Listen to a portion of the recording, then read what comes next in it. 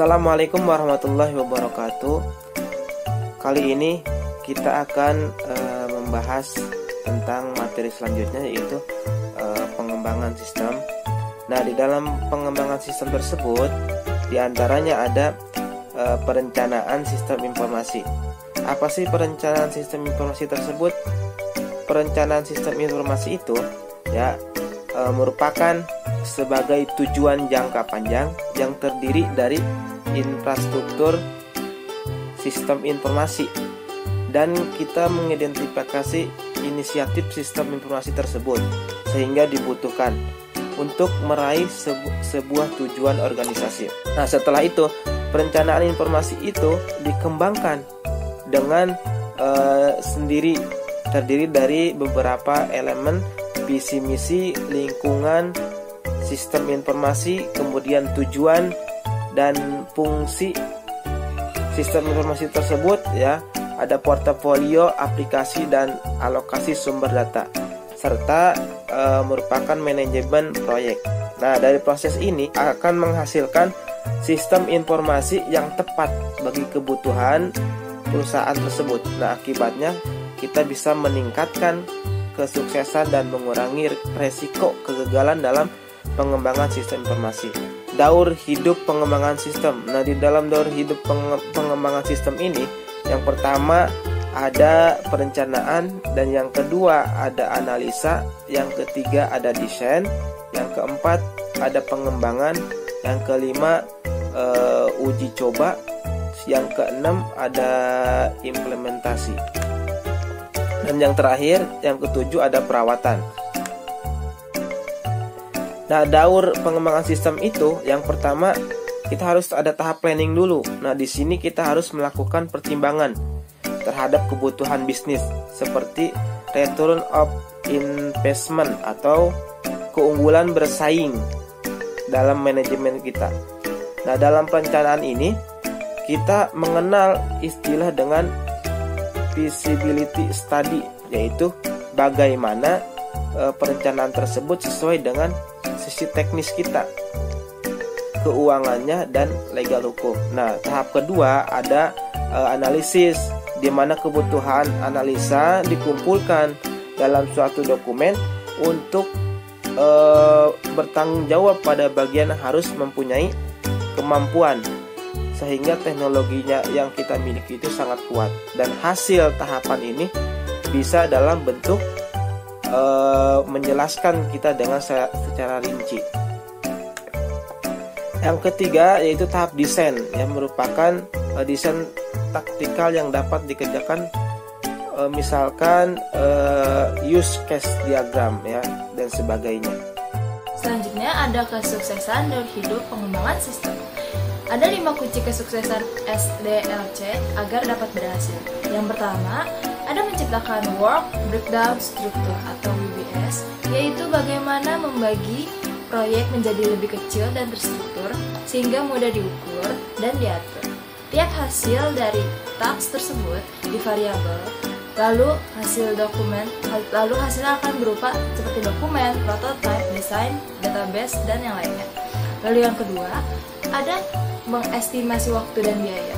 Yang ketiga, ada menciptakan rencana proyek, yaitu gabungan dari WBS tadi, ketergantungan antar pekerjaan dengan durasi dan sumber daya yang ada. Lalu yang keempat, ada melakukan adjustment terhadap rencana yang mempertimbangkan 3 faktor kritis.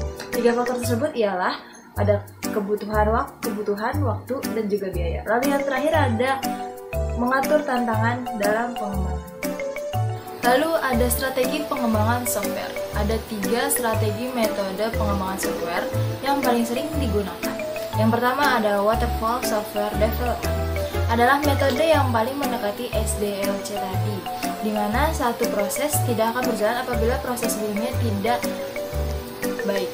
Proyek ini akan detail menjelaskan tujuan, sumber daya, biaya, dan lainnya. Yang kedua, ada metode iteratif, di mana ada kalanya proses dapat dikompres dari sisi waktu sedemikian rupa sehingga mengurangi dampak dari perubahan dari sang pengguna. Bedanya dari waterfall yaitu kalau waterfall mengestimasi waktu dan sumber daya untuk menyelesaikan kebutuhan pengguna. Namun kalau metode ini malah sebaliknya. Dengan waktu dan sumber daya yang ada, fitur apa saja dapat dimaksimalkan ataupun diberikan. Lalu yang ketiga, ada agile. Tidak mempunyai struktur yang baku. Prosesnya tidak menggunakan tahapan sebelumnya. Tim development biasanya dari mana saja berada saling memberikan pekerjaan sesuai dengan project dan waktu tertentu. Pada waktu pengembangannya juga tergolong singkat. Selanjutnya, pertimbangan pengembangan software. Ada dua hal penting dalam strategi yang menjadi pertimbangan, yaitu pertimbangan utama adalah seberapa besar proyek tersebut dibuat. Contoh pendekatan iteratif bisa digunakan apabila kebutuhannya sudah jelas dan pasti. Strategi waterfall bisa digunakan apabila kebutuhan proyek sudah jelas, stabil, mudah didefinisikan. Ketika proyek harus sering berubah, perhitungan waktu dari strategi waterfall tidak akan memenuhi kebutuhan proyek. Maka dari itu, kita tidak bisa menggunakan strategi waterfall pada proyek yang belum jelas. Hal lain yang perlu dipertimbangkan adalah budaya perusahaan. Misalnya, perusahaan mengadopsi strategi Agile, di mana banyak hal teknis baru dan adanya kebutuhan kolaborasi antara programmer. Kenyamanan pada orang-orang yang sudah jelas pekerjaannya tersebut akan tergantung apabila dihadapkan dengan perubahan terus-menerus. Mereka biasanya akan menolak segala perubahan apabila mereka sudah mengerjakan hal yang sudah disetujui mereka. Juga akan memberikan dokumen perubahan pekerjaan agar dapat diperiksa dan dimintai biaya tambahan jika diperlukan. Lain dengan metode Agile, di mana tujuan developer Agile adalah benar-benar memastikan kebutuhan pengguna, bukan dari sisi waktu saja. Hal ini yang berbeda adalah istilah pekerjaan satu orang menjadi pekerjaan bersama. Dahulu kita pekerjaan dikotak-kotakan. Pekerjaan seseorang bisa dikatakan berhasil meskipun pekerjaan orang lain tidak berhasil. Sedangkan dengan metode Agile, setiap orang menggunakan resiko gagal dan berhasil bersama-sama. Selanjutnya, pertimbangan pengadaan software. Pertimbangan dalam pengadaan software mempunyai nilai plus dan minusnya tersendiri. Plusnya adalah dibuat sangat sesuai dengan kebutuhan perusahaan tersebut, sehingga perusahaan mempunyai keunggulan bersaing. Sedangkan minusnya adalah biaya relatif lebih tinggi, waktu yang lebih lama dan harus dijaga dalam bentuk perawatannya, misalnya upgrade atau bug fix.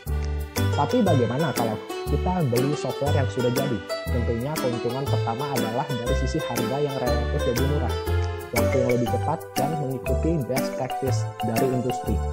Sedangkan kerugiannya adalah mungkin sulit apabila mengikuti keinginan perusahaan, apalagi perusahaan yang mempunyai bisnis proses yang berbeda dari umumnya. Itu saja dari kelompok kami yang dapat kami sampaikan. Kurang lebihnya mohon maaf. Assalamualaikum warahmatullahi wabarakatuh.